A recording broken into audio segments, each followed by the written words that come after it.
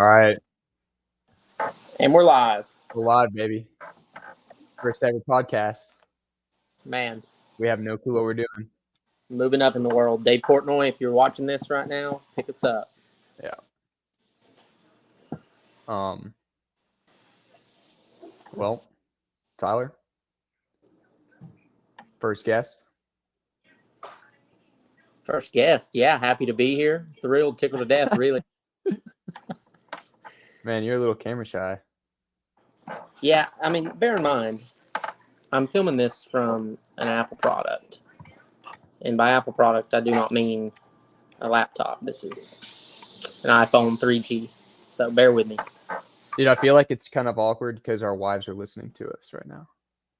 No, it's okay. My wife, she knows better than to listen in on this. Just kidding. All right, so obviously this is our first time ever doing any sort of thing like this, so gonna be a little awkward. But we just decided to do a podcast live. We have 0 viewers right now. We're going strong. And I guess the first 2 podcasts, we're going to talk about ourselves.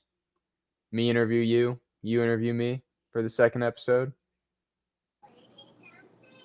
And then then the following episodes, it'll all be celebrity guests. Yes. I think we're planning on having Max Stevens as our third one. Oh, okay. He's pretty popular. I like that. And he'll bring his following, his cult following with him. Oh, yeah. So. Look, our viewership in the state of Kentucky will skyrocket. Yes. I'll be interested in looking at the whatever those are called, the optics statistics. Yes, I have Alzheimer's, so I can't think properly. Autism. All right, so we became friends at Covenant College, not Covenant Day School, not to be mistaken. Sophomore year, was it? I think I knew who you were at freshman year. Yeah. No, it would be sophomore year. I moved to a different dorm hall and was roommates with Ben Tonkel, who was on the tennis team with you. Basically, you come hang out in our room for a number of reasons. And we bonded over the early days of Fortnite. Dude, my first memory of like actually conversing with you was probably in the Great Hall. We're sitting down with pretty much like the whole Ultra Room, and I think everybody pretty much left, and it was like me, you, and Max still like just sipping on some water or something, or like eating Fruit Loops.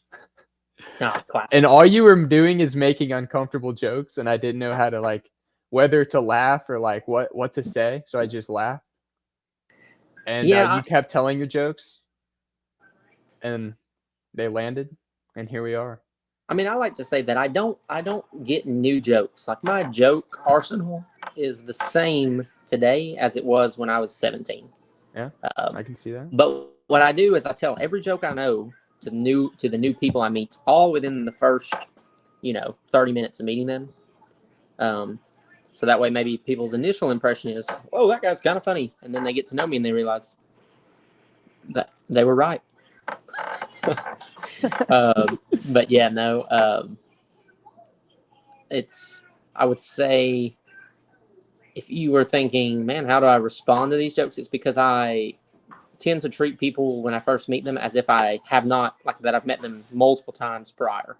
So people sometimes don't know how to take me, and that's okay. Yeah, that's okay. Not everybody gets you. Hey, why did you decide to go to Covenant? What made you go to Covenant? So I was, at the time trying to play basketball. And I had, an opportunity potentially to walk on somewhere, and failed to submit my all of my application requirements. So like the deadline passed, and I didn't get accepted into the school. What school were you trying to go to? University of North Georgia, UNG, baby. Where's that at? Dahlonega, Georgia. Do they have multiple campuses, or is it just one? I think that they do have multiple campuses, but like the main campus is definitely in Dahlonega. What's their mascot? Oh man, UNG. Not sure. They're blue and white. If that helps you, they're D2. What's Oh no, Georgia. I guess I'm thinking of Georgia Southern. Yeah, Georgia Southern. They're the Eagles. Yep, that's right. And there's Georgia College, which is like the Bobcats. That's in Milledgeville. I really can't think of North Georgia's right now. But okay, but so no, I'd considered I'd had like a walk-on tryout there and talked with the coach a little bit, and I don't know that I had a guarantee of getting that walk-on spot, but I was gonna give it a go. I thought. Did you email him first, or like how did y'all's relationship start? That was kind of what I was doing my like whole senior year. My strategy was, hey, think of a college that I felt like I could play at. Let's say Covenant, for instance. I would look at the roster, and I'd say, oh, okay, like they have a bunch of seniors that play my position, so they're probably gonna need players who play my position. So what I would do is, if I thought, in high school, like at the first high school I was at, I played point guard, oddly enough, and then my junior and senior year, I was like a power forward, which was out of my comfort zone a bit. But realistically, what I should have played at Covenant was like a 2 or a 3, like a shooting guard, small forward type. So kind of on the perimeter? Yeah. All right. Just a wing player, but no. So I would email. I'd email the coaches or an assistant coach or somebody, and I'd say, "Hey, my name's Tyler. Here's my film. I have a tournament, like an AAU tournament in Knoxville on this weekend. Like, would love for you to come watch a game." And I'd email like 20 coaches and get like 2 responses. Coach Kyle Taylor was the guy who was there before I come in, and then that summer after I committed to come to Covenant, they had a coaching change. So, because Kyle Taylor went to what, UConn or something, or was it somewhere out no, in Utah? he went to Utah. He wound up in Utah. Might have been Utah State University. But no, that was what got me to Covenant, and wound up loving it. Wound up had a good time. Didn't always love it. Certainly not when I first got there. But it brought us together, bro. It did. A bromance that the world never saw coming. Yeah. Hey, okay, so back to the basketball thing in high school. Who is your did you just play AAU or did you play high school ball? Oh no, yeah, I played high school, and then I played AAU for sure. Was your dad your coach in AAU? Not most of my high school years. Maybe like as like a freshman, I wound up playing with a team in Southeast Tennessee, out of Cleveland, Tennessee, and that was who I wound up playing with the most. I think at the level of classification, I guess, for GHSA, for high schools that I was at, which was just a 3A school, it goes up to like 7A. 6 or 7, yeah. Yeah. That, unless you are just dropping 30 points a game, night in and night out, I don't know how much exposure you're really going to get, if you're just, your name's in the local paper or whatever. Sure. So, that's why, I think the AU tournaments, especially playing at some of the bigger ones, going to different states and stuff, I think gave you an opportunity to at least maybe have some coach see, Yeah. How often were the tournaments? Usually I'd say like two a month, from March to May. Just weekends? Yeah. Okay. You weren't having to travel on a Thursday night and skip school? Get the truancy court on you? Usually not. I mean, there might have been a couple that we did that, but I think the furthest one we went away to was like Little Rock, Arkansas. That's kind of cool. Or Louisville, which is even Louisville's only like 4 hours and some change. Yeah, because that's just like north of Tennessee, like right across Yeah, the state line. Tennessee's skinny, so I mean, you just plow right through it. But no, it was fun. I have a lot of fond AAU memories for sure. How many years did you play that? Or like, when did you start playing basketball?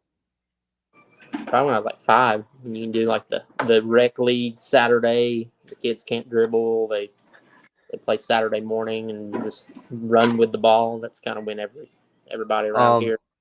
Any upward basketball for you? Oh yeah, quite a few years of upward basketball under my belt. In fact, Nobody wins. Everybody wins. Nobody wins. I think Nobody loses. I think everybody wins for sure. Yeah. But I think we kept score. I do think we kept score.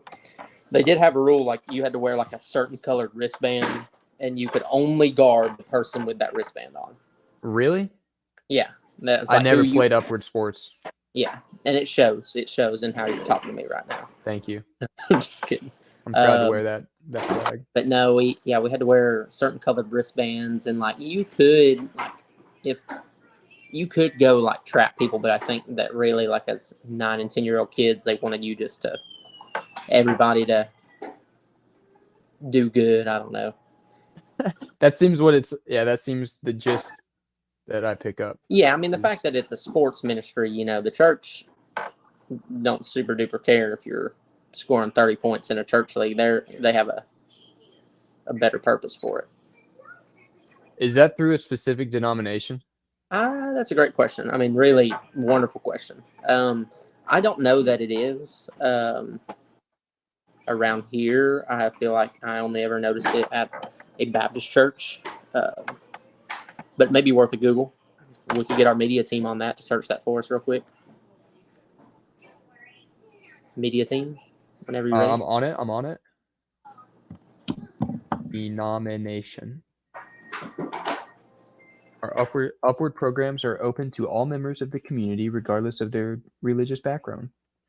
And that is on a forum or a website from Fruit Cove Baptist Church. Guess they made a little article. Non-denom. Dude, we should. You should move. Okay, I won't take it off the table. I should move to Jacksonville. But if I don't move to Jacksonville, you should move to Chatsworth, Georgia, and we assemble the greatest upward basketball team of 9 and 10-year-old kids that the world has ever seen. And we wear like suits. We get, I don't know, we just act a fool, really. That's we really, can change it to we can make it competitive. We can change the game. Oh yeah. We will get it to the point where we have to have a sit down with the church's leadership to reel us back in. They may try to kick us out, but as long as we negotiate the terms of our contracts well, they can't force us out. They can't give us the boot. Have you always lived in Chatsworth? Yeah, I live about 35 minutes south of Chatsworth, like an hour north of Atlanta now. Which is what town? Calhoun. That's right. Right, we're the home of the Buckies. That's right, yeah. Exit 310, baby. We got the Buckies. It's really just a gas station, but people go nuts for it. I actually went to 2 Buckies today, 2 different ones. You hit the Bucky, not trifecta. What is it? The double buck in one day? Double buck, dude. I hit the double buck. Man. The 1-2. One in St. Augustine, one in Daytona. It's a good time. Yeah, that ain't bad, yeah. They don't carry Zins, by the way. Well, that's okay. They have those, what do they call them? Grounds, the caffeine. They have the grounds, yes. They support nicotine unaddiction. Yeah. I'm the opposite. Is your family from Calhoun or Chatsworth? Yeah. Like, did they grow up there? Mm-hmm. Yeah. So you're a second generation Chatsworthian? Yeah, and or maybe third even? Yeah, on one side or another for sure. Yeah, Chatsworth's home. How big is it? Like the city limits or county or? Yeah. Chatsworth, like city is got to be around 5,000, 3,000 to 5,000. I don't imagine it's much bigger than that. I don't have the census records in front of me. I would once again direct your attention to our media team. 4,800.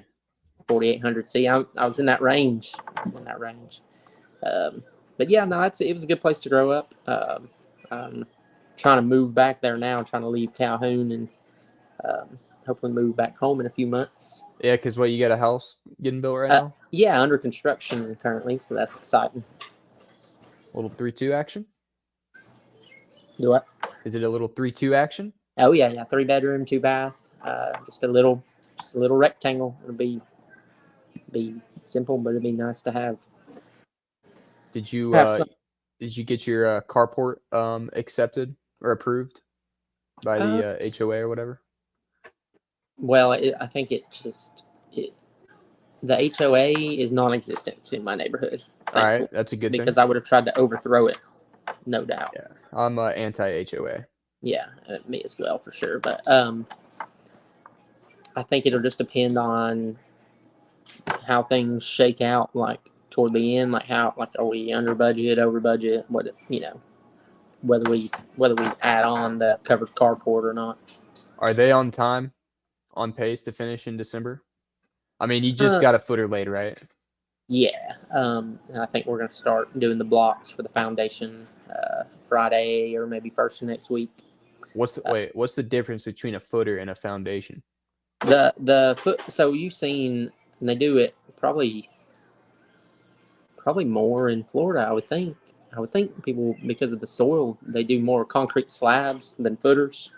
Okay. You know what I'm talking about? Yeah. But whether it's the slab or the footing, you basically pour like the outline of the house, like you'll see basically like the floor space that you'll have, the four corners and everything, and your foundation. Unless you're doing a concrete slab, your foundation, you take like cinder blocks and build them up, however high. And if your lot obviously is not perfectly level, certain parts of the footer will be deeper, just to have everything be level. That way you don't drop a pencil on the floor of your house and it roll from one end to the other. So one end of your foundation could be 4 cinder blocks high and one could be 6. All right, that makes sense. And then after that, you'll do subflooring, frame up the walls, the truss, the roof, all that fun stuff. That stuff will go real quick. So, nice. That's exciting, dude. Oh yeah. Because you're renting right now. So first house. Mm-hmm. Yeah. Oh yeah. Dude, I would give anything for the Calhoun or the Chatsworth, Georgia house market right now. Yeah, I don't pretend to know very much about the Jacksonville, Florida housing market, but I do imagine that the cost of living in general is marginally higher the closer you get to I'm pretty sure I saw a few days ago as a Zillow suggestion pop up on my phone. It was like 800 to 900 square feet. It was like a 2-bed, 1-bathroom, cute house. Like they had remodeled the year. It was almost $300,000. Ooh, golly. Yeah, it's a little steep. Yeah, I mean, you could find. I mean, you'd get a little more house than 800. It really depends on the area of Jacksonville you live in too. I mean, yeah, like how close to the beach and. Yeah. Okay, so you go to Covenant. Your first year is kind of wild, right? You find out you got diabetes. Yeah. So right before our first round of midterms at the end of the first semester, from starting maybe mid-October into December, over that period of time, I had lost 30 pounds. What did you come to Covenant weighing? 195. And you got down to 160. Yeah, 159 was what I weighed in, and that from 195 to 159 happened in about 50 days. 50 days. So, I didn't think nothing of it. I was losing weight. I guess my first indicator was that my mouth woke up one day really, really dry. I thought, well, that's kind of odd. So I, chugging water. But in my head, I was like, well, maybe I'm just like trying to hydrate because I'm like we have basketball practice and stuff like that, like or workouts or playing pickup or whatever. Because at Covenant, I thought, man, maybe I can move up from the JV team, from the developmental team to varsity. Nope, no chance of that. But maybe as a freshman, I thought, yeah, I've got a good shot at this if I work hard or whatever. Hey, what was your hairstyle? I don't even know what you'd call it. I think freshman year I had a number of horrendous hair choices. I come in with a little bit of the flow going on. Maybe the butt cut at one point, parted it down the middle. Right. And then I woke up one day and thought, you know what I ought to do? Undercut. Just take a zero with the clippers real high. But I didn't get it short. I left the flow all the way to the back. Yep. And then I didn't know what to do. I put it in like half a man bun or a ponytail even. It was real bad. It was not my best look. And then toward around the time that we did 80s skate night, I had someone just shave the sides of my head so I could do. Well, no, that would have been sophomore year, right? Yeah, no, sophomore year I did a trashy mullet for sure. Yeah, that was real white trash. It was excellent. Probably the best look I've ever had. Okay, so rocking the undercut backpack kid style haircut first year. That's what I remember seeing. Like my first impression of you was. Oh my gosh! Shirtless in a pickup basketball game with your hair in a ponytail. I was like, this guy thinks he's a baller right now. Dude, I probably was. Heck, I don't know. I'm sure I was. I'm sure I was balling. I think I saw you dunk actually. Yeah, I definitely got hung on the rim and fell on my back. It's probably more likely for you to have seen that. But yeah, diabetes? You woke up with your mouth dry? Yeah, so I had cotton mouth, so I was like chugging water, and I thought, well, maybe I'm just trying to stay hydrated for basketball, and I started peeing a lot. So I thought, well, I'm just drinking so much water, but I was peeing like probably on average once every hour, if not more.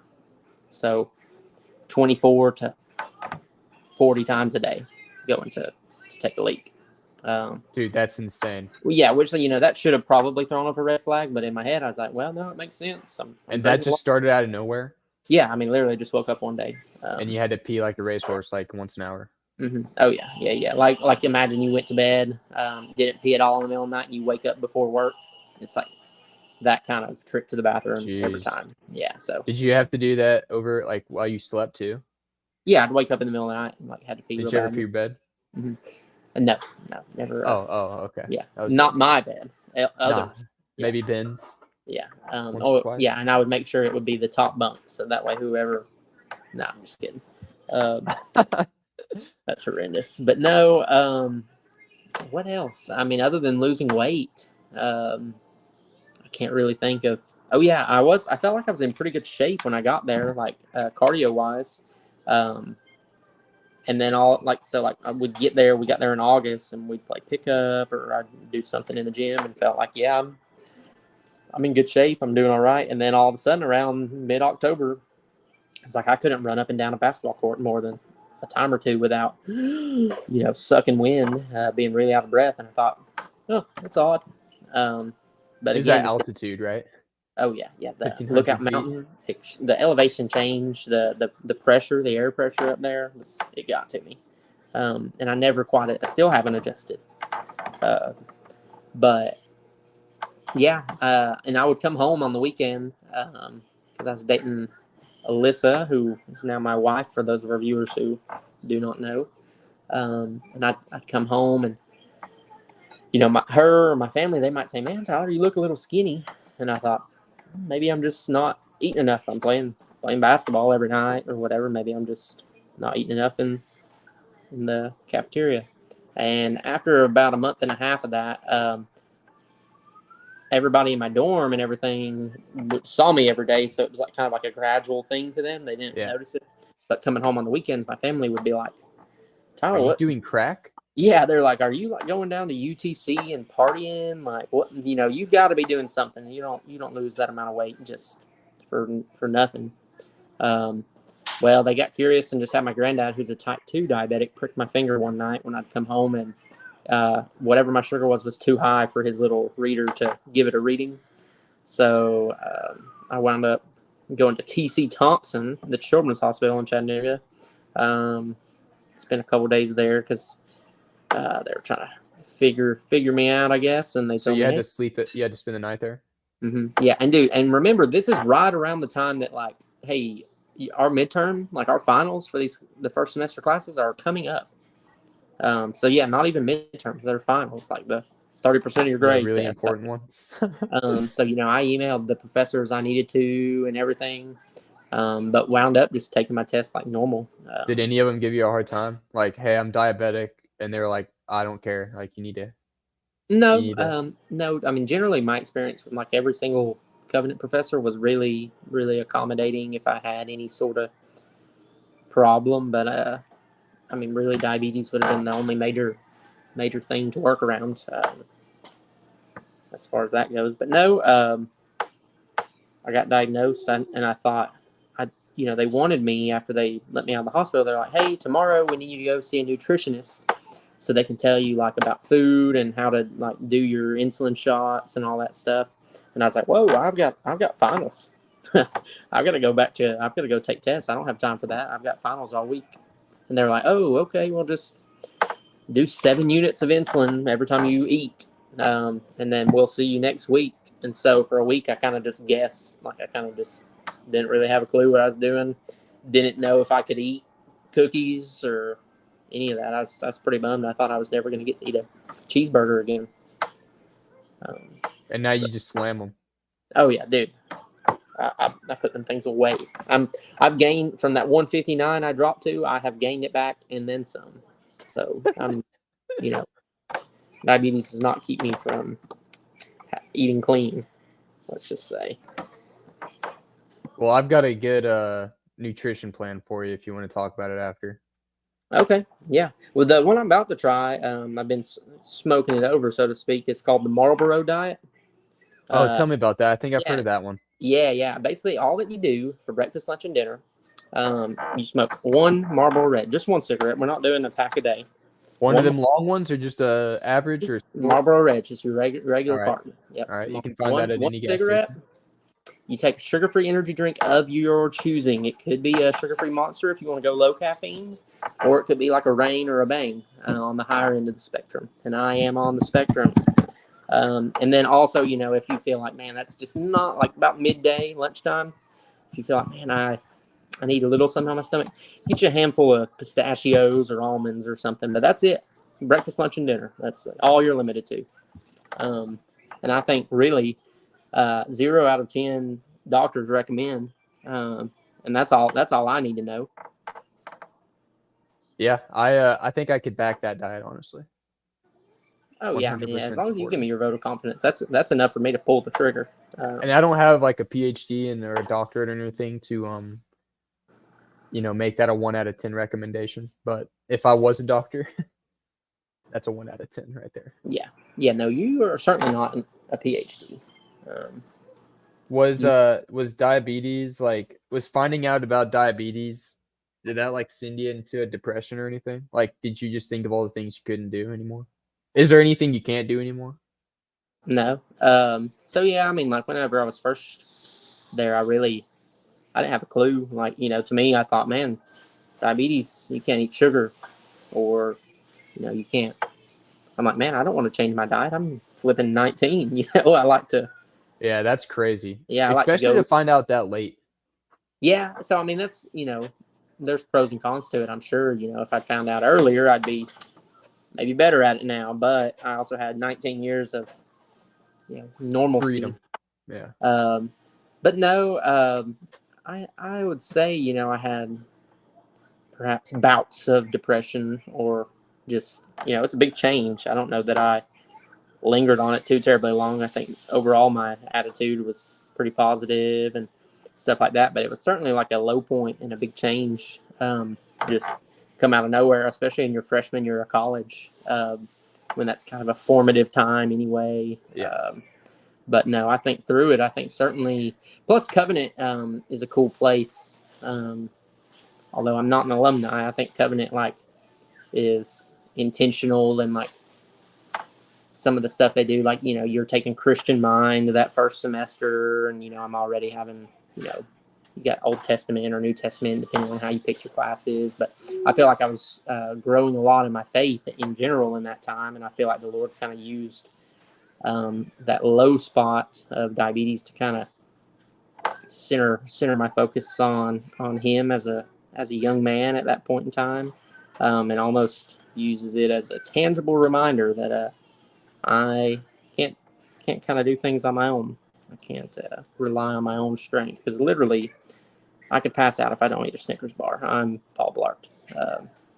So it's good. I mean, I think if I could go back and have the choice to just never get diabetes, I complain about it a lot, but I would probably say no. I think I would do everything how it happened again, because I think it was the Lord used it for good, even though it was a sucky thing. Yeah, that's kind of cool. Do you ever eat like fruit instead of Snickers bars? Oh yeah. Just straight up, yeah. I like a good apple every now and then. Snickers bar, I don't really. I'm not a Snickers guy all that much. But that was the first sweet thing that popped to my head. Oh, okay. When did you start raft guiding? Ooh, man, what's crazy is that this past season that just ended was season number 7. You've done? Yep. So it's been 7 summers of being a raft guide on the Ocoee River. I did it. I mean, so if I found out I was diabetic in December of my freshman year, I was raft 2016? guiding. Yeah. Okay. Yeah, 2016. And then I began raft guiding in April of 2017 before school. Who introduced you to that? I had a buddy who grew up kind of in the Polk County area where the Ocoee is. And it was getting toward the spring semester, and we were talking, I'd come home on a weekend, and we were talking about summer jobs once school got out. And he was like, you know what we should do? We should be raft guides. And I thought that would be sick. And then we never mentioned it again. It was like literally that quick of a conversation.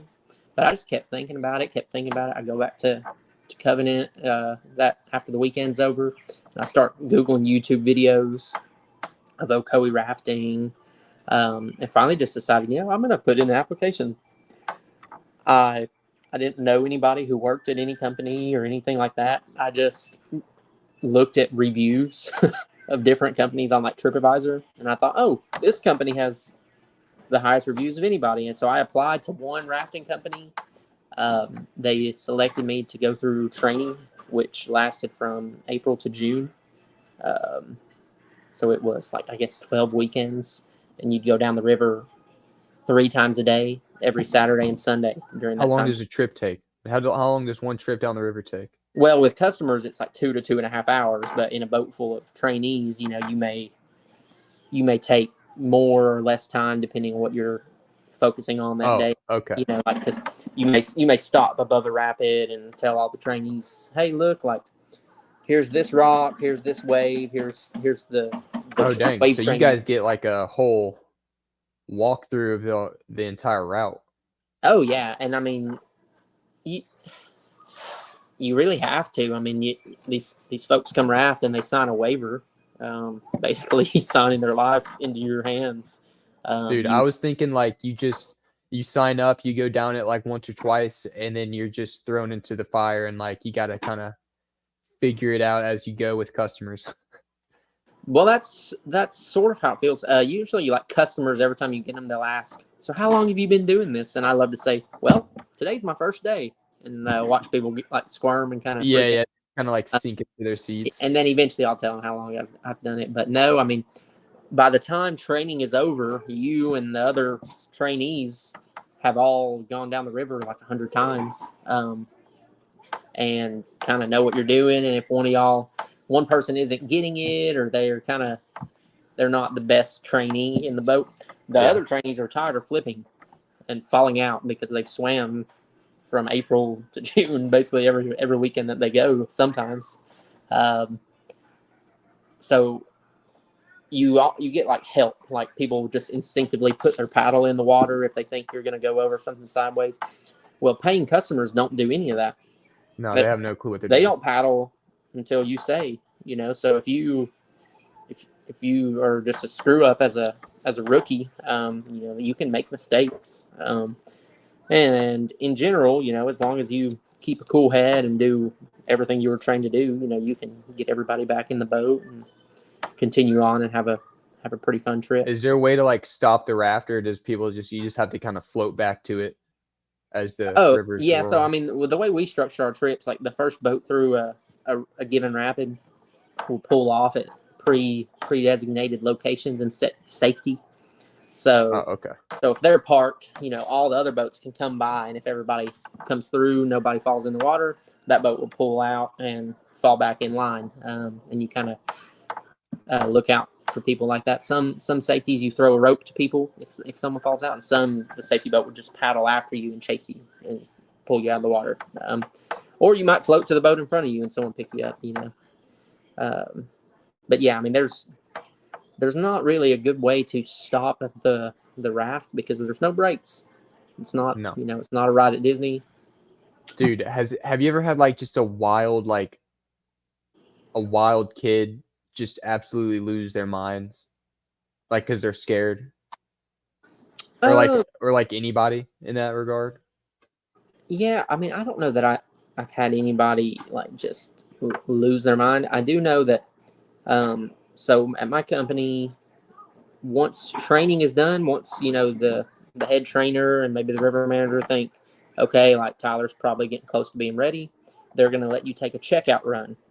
And so let's say you were a seasoned raft guide, you've been doing it for 5, 6, 7, 10, 20 years. They might say, all right, Trey, you're going to ride in the boat with Tyler today.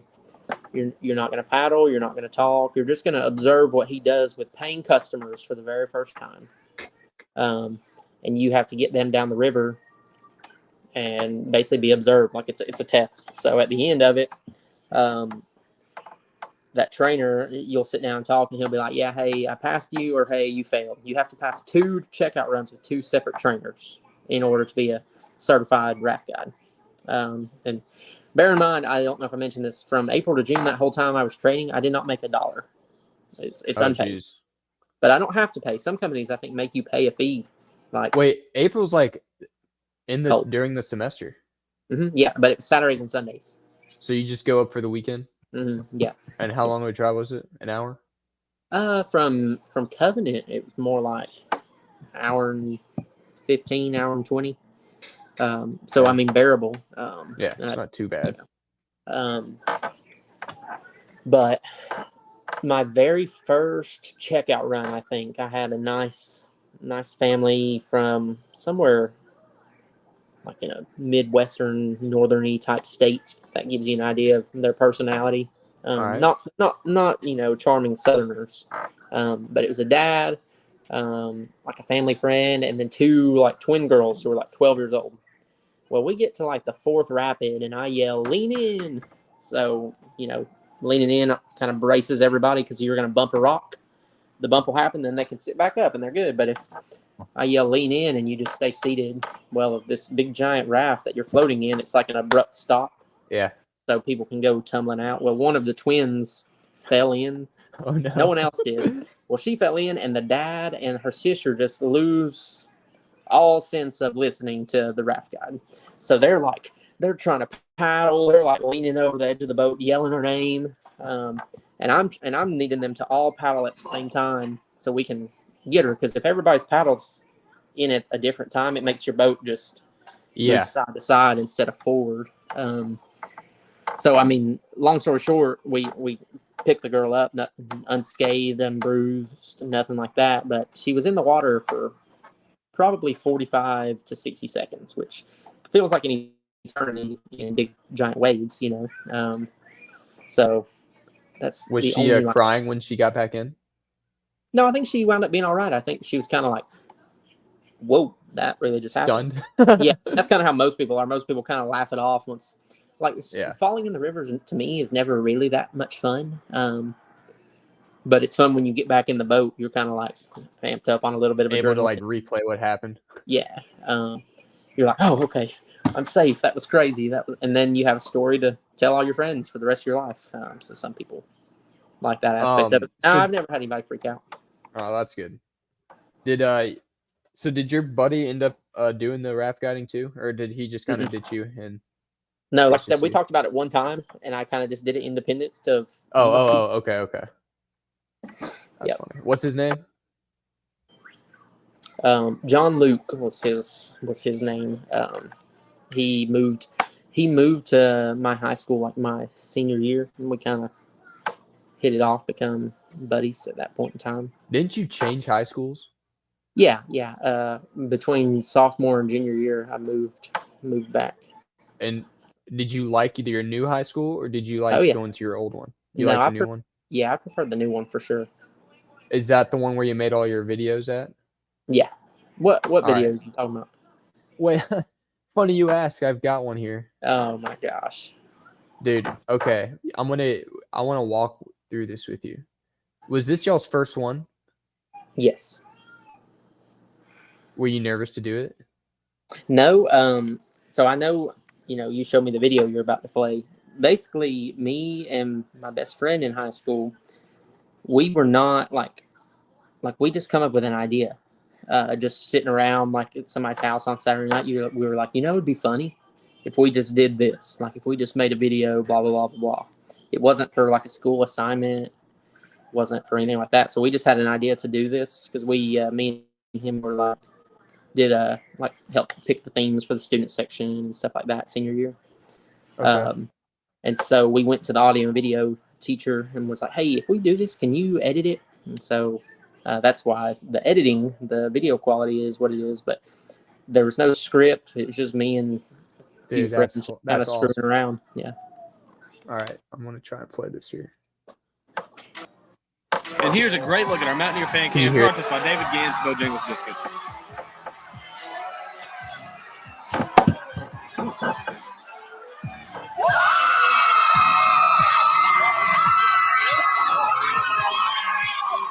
Oh, I might get banned if I play this for longer than like a certain time, but I'll pause and we can commentate this. Yeah, you want to break it down? Okay, first off, can you hear the video? Yeah, I can hear it on my end. Okay, that's great. Okay, so who arranged all of the kids? Like, did you guys have like a sign-up sheet and be like, hey, come to the stadium at this time? There was no sign-up sheet. It was literally that whole day at school, the four of us sitting down here. We're going around telling people, hey, if you want to be in a hype video for the football game senior night, come to the football field after school. Just as soon as class gets out, walk to the football field. We would tell people in the halls that. And this, the folks in the background is the results of and that. Where did they get like these, like the signs? Did they just make them the day of? Yeah, literally the day of. So there's a bald guy on the left who was like the sports writer for the newspaper at the time. Okay. And he always picked our high school to lose like the big games, like really to beat the bad teams. But so we made one of him and just like random signs. Like the H there is like from the cheerleaders, I think, and the one with the logo is probably also from the cheerleaders or the gym or something like that. And then that kid on the right has a cardboard sign. Okay. Yeah, no, we all just made that. Do what? We all just made the signs the day of. That's impressive. Okay, let's see who we got. Oh, and the cheerleaders, did you just like ask like 3 of them and they all dressed out in this? Yeah, these just happened to be the 3 that were down to do it. So where'd you get this? Is that black helmet an away helmet or like the other team's helmet? Yeah, no. So that is our helmet, and that's our team's logo, North Murray. And then the other one is just a solid white like helmet from maybe the rec center or from the field house or something like that. I don't know. I don't even remember where we got it. All right, let's continue here. And were you guys saying anything at this little pan overview? I think that we were, but it was all just like none of it was actually. It on didn't a really hot make night. sense. Yeah, it was just kind of. We were just trying to recreate like the original like panning scene to open up game day. Good afternoon from Who's this guy? Who's That is talking? that is Ethan Payne. He's playing the role of Reese Davis. And were the four of you guys friends? Like you guys were pretty close? Yeah, so the one on the right, that was my best friend in high school. His name's Michael. The guy with the gray suit? Yeah. So the one on the left is a year younger than us. At your stadium here in Eton, Georgia. I'm Reese Davis, alongside with David Bullock, Lee Corso, and Kirk Herbstreit. Here at North Murray Stadium, the campus is electric. The Mountaineers are rolling off a 3-game win streak. And was your guys' football team very good this year? No, I think that we were 500 on the year. I think that this game, this senior night game, determined whether we would either be able to go to state or like have a guaranteed spot in state. Like it was a big game, but it was also senior night, so we were just trying to hype people up enough to show up and participate in the student section, I guess. About to take on the number 2 seeded in the region. And was Adairsville very good? They were actually pretty solid. Trash? Oh, okay. Yeah. No, they were. Any of them go D1? Oh, I don't know off the top of my head. I doubt it from my year. They did a few years before I come through. They did have a guy who went to Clemson and then was drafted by the Falcons and played defensive end. I just can't think of his name right now. Here's the Tigers. How do you guys feel has been the difference maker in the last 3 games? Guys, tonight the reason North Murray State's so hot these past couple games is that defense. I tell you what. This is all off. This is just all off the cuff. Yeah, too? no, yeah. This is off. Well, there's no script. This is just off the dome as we go. Gosh, dude, that's so smooth. You know, that's just. And where did you guys have? Like, how's this dude in the blue? Is this his actual jacket? Like, or did you guys go to Goodwill or something? No. I think that he had this from like an Easter Sunday. Eventually, we'll pan over to me, and my jacket is inside out. That's why it looks so weird. Yes. I tell you, I mean. They've held each of their opponents the last 3 games to under 17 points. That's just man. This guy in the blue looks kind of uncomfortable. He doesn't know what he's gonna do. He's like sweating bullets right now. That's Lee insane Corso. for just guys that start out with an 0-4 start. What do you think about Lee? Hey, look right here. I agree with you about the defense, but I got 2 words for you. Blake Davis. Watch out for this kid, okay? He's got a lot of determination. Is Blake Davis the guy that you went to high school with? Yeah, he was a junior my senior year. He was the quarterback at the time. He was the quarterback. Yeah, and every attribute that Lee Corso here rattles off is none of them to do with athleticism or like stats, if you'll notice. All right, let's hear it. He's a real hard worker. Look out for him on the field at Adairsville. He's coming for you. Hold on, let me rewind this here. But I got 2 words for you. Blake Davis. Watch out for this kid, okay? He's got a lot of determination, stamina, and he's a real hard worker. Look out for him on the field at Adairsville. He's coming for you. I tell you what, I'd attribute much of North Murray's recent success over these past 3 games to the big hog mollies up front. Hog mollies? Yeah. Can you define that for me? Find it. Define it? What do you? Oh, define. What is a hog molly? Man, your guess is as good as mine. I just know if you watch any amount of college game day, there's a good chance you hear Kirk Herbstreit, throw that out there when talking about the offensive line. Okay, I'll be on the lookout for that next year. I like the inside out jacket. It actually looks pretty good. Oh yeah, the pocket right there. It's pretty nice. Your collar on your shirt there is a little messed up. Yeah, no doubt. And I can't tell like what the other light blue is. I don't know that I noticed it. Years well, it ago, matches your tie. Yeah, so it all comes together. All right, let's see what old Kirk Herbstreit has to say. They've really done a great job of controlling the line of scrimmage and really winning the battle in the trenches, and I expect that to continue tonight. All right, guys, now let's bring on the North Murray coaching legend, Steve Granger, with this week's area picks. Oh, gosh. And is Steve Granger the head football coach? No, he taught like PE and health. He's the wrestling coach. He was just wrestling coach. Yeah. So like while this is happening, I think the football team is practicing. Like is in the middle of practice while we're out here doing this. What day of the week is this? Because y'all play football on Friday, right? Yes, for sure. That's a great question. We either, I would say it's probably early in the week because we're trying to get it done a day or two before the actual game, so that way it kind of make its rounds on social media. But I don't remember the day. Lee Corso, you're my dad. That's cute.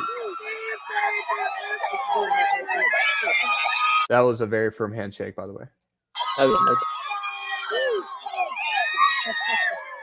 Hey, who's the dude in the back? Maroon shirt, long hair.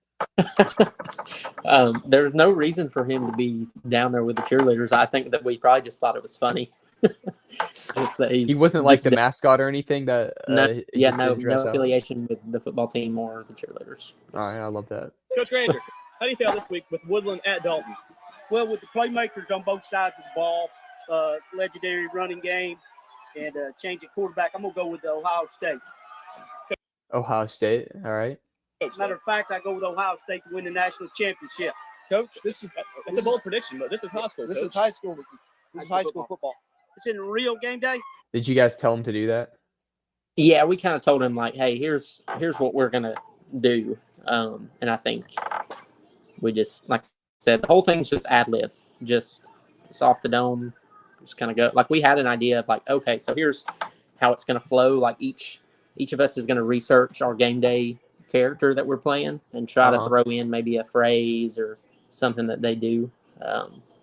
And we're going to have a guest picker. That's why we have the PE coach, the wrestling coach. That's just the thinking there.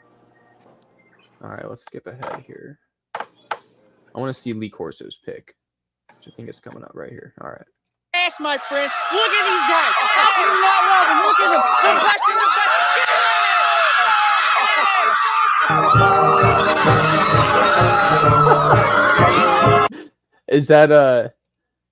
Is y'all got to use the mascot head? Is that the actual marching band playing in the background, or did your no? AV That's just music edited into the background. Is that y'all's actual fight song? You would think I might know that.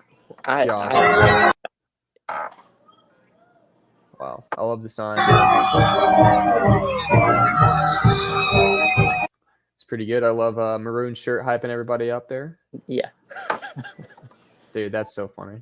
Yeah. And how many videos did you guys make? Of those game day videos, I think there's like a total of 3. But we just did that one my senior year, and then my brother and his friends, some of those guys that were in that original one, they made a couple, I think, their senior year. And I don't know that there's been any made since. Dude, I don't understand. I was looking at the YouTube page for the high school. Yeah. How are they not like copywriting infringement on this MTV logo in the YouTube video? Excellent question. I think that they would have to get significantly more attention for MTV to send them a letter saying, hey, fix it. Just like this podcast. Yeah. Oh, yeah. Okay, a couple more things that I want to touch on. Okay, so raft guiding. During your time at raft guide, we're going back to the raft guiding. And also, at any point, if you need to leave, feel free. Because what are we at right now? We're at 54 minutes. Yeah, we're approaching the 60-minute mark. So that's, clock's ticking, right? Okay. Yeah. All right, let's see here. What do I have? Tell me, Farkle. We've shared many memories with Farkle. Oh, yeah. It got introduced to you during your time as a raft guide. And basically, from what I remember it, and you can speak a little to this, but it was a drinking game, correct, for the raft guides? Or no, not a drinking game. Just a stupid, it was light punishments. And we took it to a whole nother level at Covenant, correct? What happened there? Man, beats the heck out of me. All right, my internet here is like 5 megabits per second. So, well, honestly, I'm pretty impressed with the speed and connection and the quality of sound that I'm getting from you. So, but Farkle, not a drinking game, although raft guide. It's a raft guide activity. So what it is a dice game, and I think just independently, it is a dice game. Yes, I played it. I literally grew up playing it with my Oma and Opa as a kid. Yeah, which are your grandma and grandpa. Okay. Sorry, not everybody can speak German like me. No, it's okay. But it's a dice game, and there's, you could play it just for points and just, go about your day after it's done. But the way that it was always played at the river is we would all sit down at a picnic table. Someone would bring the dice and rally the troops. We'd all sit down. And by sitting down, you were agreeing to participate in whatever punishment the group decided. Punishments could be, pretty chill. It could be as simple as like, hey, you have to wear a customer helmet and life jacket tomorrow. And, that's not all that bad, but no one wants to do it because you want to look professional. And basically how you lose the game, or the goal of the game, is to reach a certain target of points, and the last person to hit the points is the loser, correct? Yeah. If everybody hits the point total and you're still on the board, you've lost. So there's no winners, just people who don't get punished. But yeah, no, and then I always had fun playing it, just because it broke up some of the monotony of a weeknight in the Cherokee National Forest. That first year that I lived up there full time as a raft guide, so I took it to Covenant, brought it up. Don't know how I got everybody to play it. I think I just talked it up.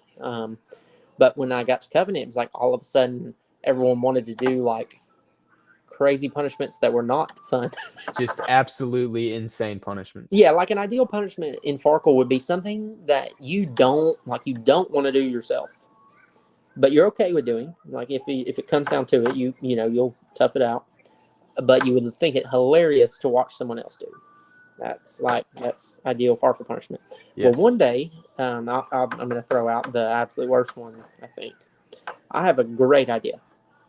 My boys say we're playing Farkle tonight. I've got a punishment, and so what I present to everyone is, hey, the loser of this Farkle game has to do 10,000 push-ups owed to everyone playing, not 10,000 per person, just total.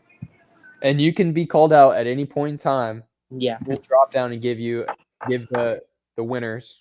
Yeah, walking across campus, someone who's playing this game sees you, they could yell your name.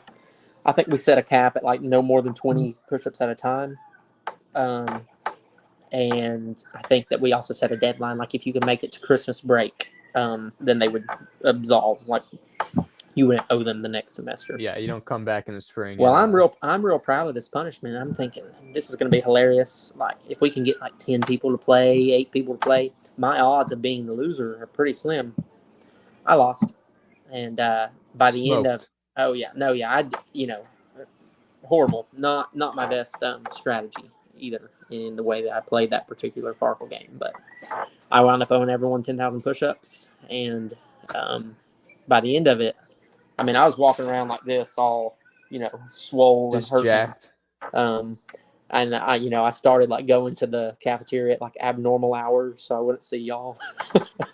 The way y'all went. I always felt bad for calling you out. Like I didn't want to see you get called out in the cafeteria with a plate with your hands full of food, and you have to get down on the gross floor. Yeah. But well, you're kinder than I am. If it had been me, I'd have been more than happy. Dude, John Sutherland and Ben Tonkel were, I couldn't pull them away from you when you owed them push-ups. They just love to see you get down and push up. Yeah, no, I think there's probably something deeper psychologically with both of them that. I think so, especially seeing John throw Jerry's. After seeing John throw Jerry's trophy out of the window, I think there is something a little psychologically messed up there in his head. Yeah, no, that was good. That's a good note for sure. He wasn't raging, by the way, viewers, if you're concerned. He was just a little off his lid that night. Okay, I guess last thing, there's a lot of things that I still want to touch with. That sounded really weird. Whoa. Well, I don't want to touch anything with you, Tyler, except for the Georgia Tech football schedule. Uh-oh. That's the last thing. What, they have a game coming up this week? So yep. I'm looking at their schedule right now. Yeah. They got Boston College. I don't understand. Well, let's see. They lost to Mississippi, Ole Miss. Yeah, respectable. Yeah, that's a good loss. But Bowling Green, not sure. I'm not sure that what one to think hurts. about them. That one hurt bad. I did like seeing them come off of that loss and hand it to Miami. Yeah. But so did they have a bye? Did they have a bye this past week? They just finished their bye week, so this coming Saturday is Boston College. What are you thinking for that? I think Boston College is a dub. Boston College is not great. They do, from what I've researched, they have a dynamic quarterback, mobile quarterback. So I think if they get hot, like if they take a lead and get some confidence, they could beat us. But I think we win by double digits, 10 points, 14 points, something like that. I think they finally put it together after the Miami game. They're coming off a bye week with extra time to prepare. I just hate that loss to Bowling Green because we'd be 4-2 right now. I know. That's one that you just don't like to see. With the chance to be 5-2 if you beat Boston College. I mean, that would be, you'd have a route to make a bowl game for sure. Now it's kind of like you're going to have to beat. I think we beat Boston College and Virginia, and that gets us to 5 wins. But you've got Syracuse that I think you can beat. Yeah, but Syracuse also is solid. I mean, they started out 5-0. I think they've kind of fallen off the wagon a little bit. Like the last couple games, they've had some tough ones. But if you beat Boston College and Virginia, to get that 6th win, you either have to beat Clemson, Syracuse, North Carolina, or Georgia. I just don't. I mean, looking at their schedule, it's kind of sad that they come off a huge Miami win right into a bye week. Like I feel like that just crushes momentum right there. I mean, I don't know. I think I like it. We've had a lot of people hurt, or like just have kind of nagging injuries. So I think it gives the team a good time to rest, healthy right at the midpoint of the year. So I don't know. I mean, I would have probably rather gone ahead and played Boston College and then had the bye week this week. Right, and then have like extra time to prepare for UNC. Yeah, that's what I was getting at because that's a big game. That's a pivotal game right there for their season. Oh yeah, and I think especially if we had not laid an egg against Bowling Green, and we're 5-2 going into that game, I think that's Georgia Tech's homecoming, and a game that they induct one of their former coaches to the College Football Hall of Fame. Have like they're going to recognize him. So I think that has potential for a night game and a big crowd. That would be one to attend. But now it's like if we go, I don't know. I mean, if we're 4-3, you know what I mean. If we were 5-2 going into it, I think there'd be a little more hype. But 5-2 just sounds so much better than 4-3. And we're not even 4-3 yet. Imagine we're 3-4. I'll kind of just be not disappointed, but just not sure that I want to spend my money to see us potentially get smoked. Well, that's all I got for you, dude. Heck yeah. Well, hey, thanks for having me on in this inaugural episode. We'll eventually come up with a podcast name. My wife is taking Snapchats of me right now. She thinks it's. I think mine did too. Yeah. Dude, we should have. I mean, I like the fact that we're streaming to YouTube because it'll be there. But yeah, I think Facebook would be good to kind of get viewers started. I mean, I don't know. But it beats the heck out of me. I just know we're about to get rich off this thing. We're about to get so much money, bro. I can't even fathom right now. No, but right now I'm eating. I'm about to go eat a mock Chick-fil-A. That's kind of our situation right now. Dude, heck yeah. No, I'm just kidding. They're fire. All right. All right, dude. Enjoyed it. Tell Alyssa I said what's up. And hey, you want to show Baby Camp to the viewers? No, because dude, I'm telling you, with the amount of viewers we have, there's bound to be weirdos on the internet. I'm sure. Yeah. So, All right, respect. I can respect that decision. all right. All right, Sweet. dude. Much love. See you, man. Peace out. Bye.